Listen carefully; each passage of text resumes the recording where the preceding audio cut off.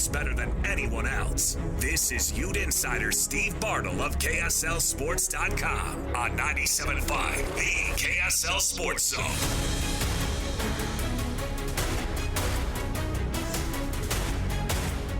Hans and Scotty, 97.5, the KSL Sports Zone. We spent a lot of time talking about Devon Dampier and this Utah offense. So let's continue to break it down with the guy who covers the Utes better than anybody else. It's Steve Bartle, KSLSports.com, Ute Insider. Steve, how the heck are you? Hey, Steve.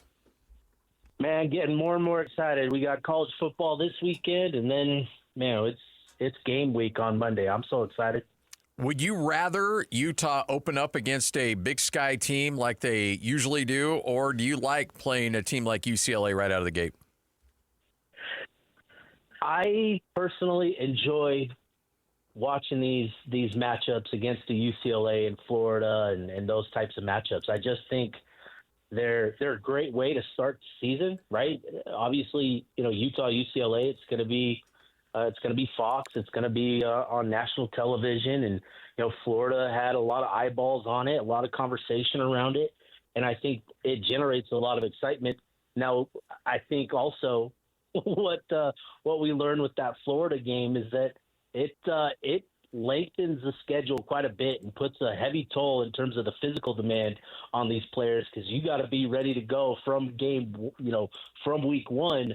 And even then, it kind of increases the intensity in fall camp. And so I just think I think there's a balance to it. But I personally love these types of matchups, these big game matchups, to get the eyeballs on the program. And because, we're going to learn quite a bit about Utah this year in the very first week. I think it's a lot of fun.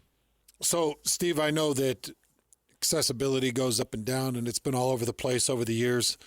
Ability to know a team and get to see camp and understand what's going on. In years past, just related to years past, has this been less, more? Have they been more cryptic? How tough has it been to get the information to even deliver to Utah fans? Yeah, it's definitely been scaled back.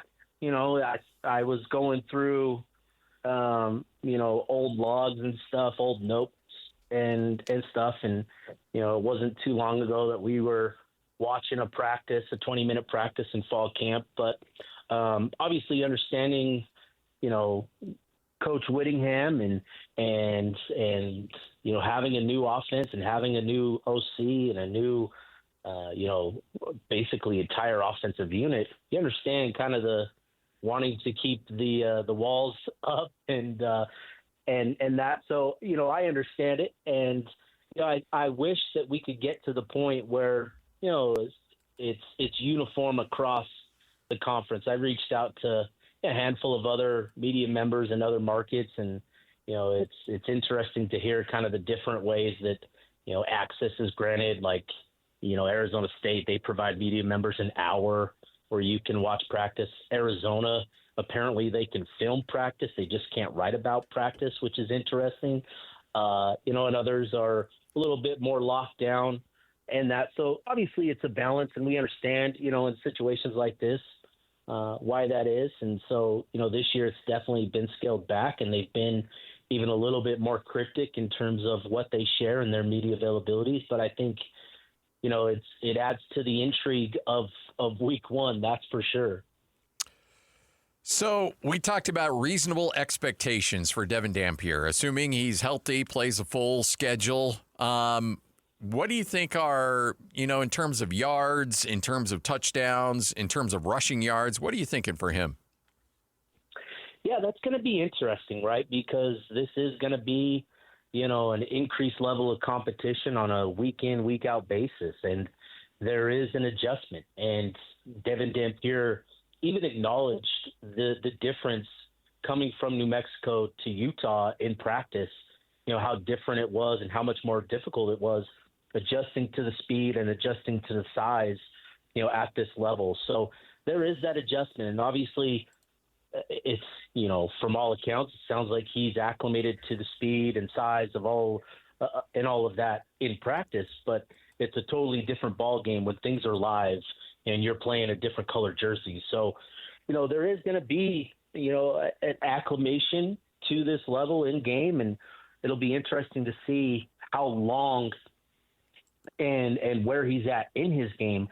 But I do think him having the year under his belt, under Jason Beck, and in this offense gives him, an advantage that hasn't been common in quarterback transfers in years past, where Utah's brought in a Charlie Brewer and a Jake Bentley to be guys that they count on, but they had to come in and learn an entirely new system. Dampier doesn't have to do that, and I think for him that will allow him to adjust to this level quicker. Again, there's still going to be an adjustment in action, but I think having that comfort, having that knowledge of the playbook, I think will help him and his processing and how he goes all about that. So, getting to what to expect of Dampier this season, I'm not expecting 19 rushing touchdowns. I'm not expecting 1,100 rushing yards, but I think Dampier can be just as effective with his legs. I think he can, that's going to be the key is, limiting sort of the every down usage that he was used in that manner at New Mexico, because he had to be that guy.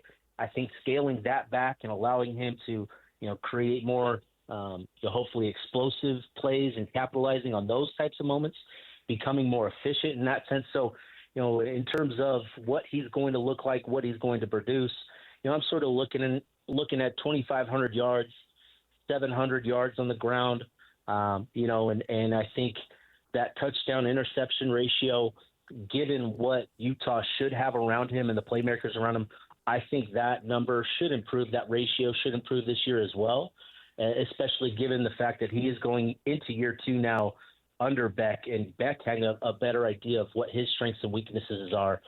So I still think Dampier is going to be the key. He's going to be the engine. He is the single biggest factor to Utah's improved outlook this year, and Utah has to do all that they can to keep him healthy this season, because if they do, I think he's going to have a significant impact, in the win column for the Utes. Have you been able to get any information together on Smith Snowden's usage offensively, or maybe Lander Barton's usage offensively after that was mentioned? Yeah, it sounds like they've gotten work, and what that looks like, I don't know. I couldn't tell you that, but it sounds like they've gotten work, and I think it'll be interesting to see how they're deployed. And they're not going to be counted on to play heavy reps, on the offensive side of the ball. And I think with Smith, obviously the priority is maintaining him and in that defensive secondary and his level of play there. You don't want to lose that sort of luxury because, strong cornerback play, it's hard to find, especially a star like him in that role. So I think that'll be interesting. But it sounds like coaches have really kind of enjoyed seeing their development on the offensive side of the ball. Morgan Scalley joked that he hated seeing him on that side and that he talks trash to him on that side of the ball. But again, at the end of the day, it's all about helping the team as much as you can, and that's what Lannon and Smith are going to do this season for Utah.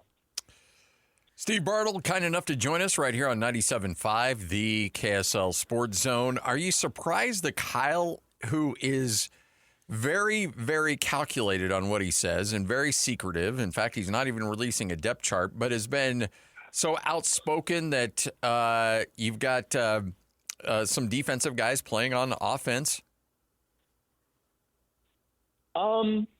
No, I mean, when he first revealed that Lander and Smith were going to play offense, it definitely was a bit of a surprise because he is, so guarded. And even, this offseason, he's even more so in terms of, his interactions with the media and that. So to reveal that, I think is probably telling of, how serious they are about it, perhaps. So, it's interesting. I think when you have a player like Lander Barton and Smith Snowden, two guys that, have star potential on the defensive side of the ball, you get their name out there like that, even talking about potential usage on offense, and it attracts more attention and more eyeballs on them. And I think that's going to be the key, for them and their potential outlook this year. I shouldn't say the key, but, a nice contributing factor in getting more eyeballs on them and maximizing their ability. These are really talented players, Lander and Smith. Just the athleticism that they have. Again, Morgan said it best that, when you can impact the game in as many ways as possible and help the team win, that's all that matters. And I think that's, with Witt and revealing that, I think that's sort of the goal, is getting, that out there and allowing that to sort of, allow us to, that message to settle in with us, because I do think they're going to be used on offense. Maybe not a whole lot, but I think they're going to have an impact. And I think it is rather interesting that Whittingham decided to reveal that. What is the gamesmanship behind no depth chart? Well, if you don't have to do something, why do it? That's always been Witt's MO, right? It's like we are now getting, injury reports and so, we, for those of us that are paying attention in these games and are tracking stuff as closely as we are, we have an idea of who's going to play and who's going to be in which spots and all that sort of stuff. And so, I think I would be surprised if Witt isn't the only one that isn't going to be revealing a depth chart this season. And so, we'll see what it all looks like this year with the injury report. It was interesting seeing the one announced last night by ESPN with Iowa State and Kansas State. It again was another thing that sort of just another step closer to the season type of thing, where you're seeing injury reports now with games that are just a couple days away. And so, Whittingham will certainly abide by the injury report and what they're required to report. And as we saw last night with the injury report, you've got to clarify who's going to be available, who's not, who's questionable, and that sort of stuff. And I think, and so that's sort of, Witt being Witt, I guess. Yeah, well, that's true. I mean, if he's possibly going to get a competitive advantage, he's certainly going to work towards it. There's no doubt. All right. So is there do you feel, I mean, obviously you're not going to get a depth chart, but do you feel like there's going to be any surprises, or do you have a pretty good vibe as to what you're going to see out of your starters and your two deep?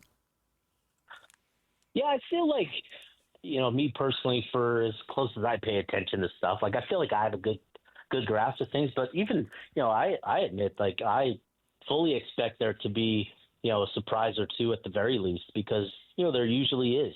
And even when we get a depth chart, there's usually surprises. And you go back to last year and you look at the depth chart from last season and you could probably find Cam Rising on the depth chart in week 5 when he wasn't playing. And so, how valuable are depth charts?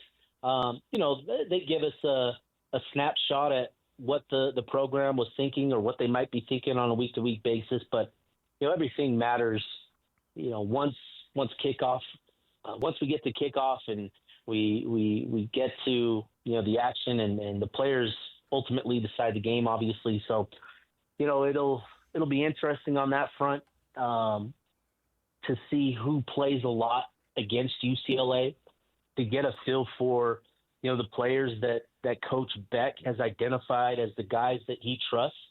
We know, we have a good idea of, the guys and who the guys are going to be on the defensive side because of, what they return and what's been shared in terms of, certain spots at, like cornerback and defensive end. We have a pretty good idea of who stepped up in those spots. But the UCLA game, we're really going to learn a lot about the offensive side of the ball and sort of the hierarchy, at the skill positions, who Beck trusts the most in the passing game and all that. It's going to be really revealing against the Bruins next Saturday. Who do you think gets that other bookend spot at D end? Yeah, we've talked about that, Scotty. I think that's a pretty competitive situation with Utah. I think Whittingham shared that they've got 5 guys that they're going to rotate this year, and I buy that completely. Like I fully believe that we'll see a pretty consistent rotation of 5 guys. I think it's going to be Cash Dillon. I think he's had a great offseason, and I think he's continued to trend positively in fall camp. I had the opportunity to talk to him actually last week, and he talked about the competition that they face on a day-to-day basis against Lomu and Fano and that offensive line, and they feel as prepared as any defensive line to start going against some other colored jerseys because they just feel like the iron has sharpened iron and they're ready to get after it. So yeah, I sort of look at Cash Dillon to be the guy to emerge at least at some point this season. But I think all three other guys, Paul Fitzgerald, Lance Holtzclaw, and John Henry Daly, all have a case at the starting job as well. You can read him on KSLSports.com, and you got the daily video cast, right? Yeah, we've got the daily podcast going, the Utah Blockcast. Mitch is doing Cougar Tracks, and that's been a lot of fun to provide that daily content.